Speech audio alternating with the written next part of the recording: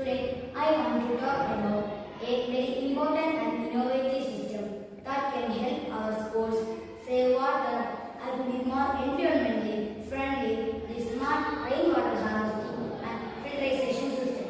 First, when it rains, the rainwater falls on the school's roof instead of just running off and being wasted. It's collected by PVC gutters and pipes.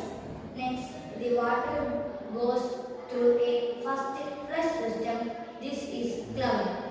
The first flush of water often contains dust and debris from the roof of this system. The initial dirty water away, ensuring only cleaner water proceeds for storage and filtration.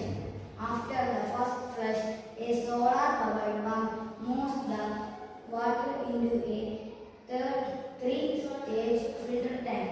This stage has different layers, like a sand layer and a gravel layer, which naturally clean the water by removing impurities and suspended particles.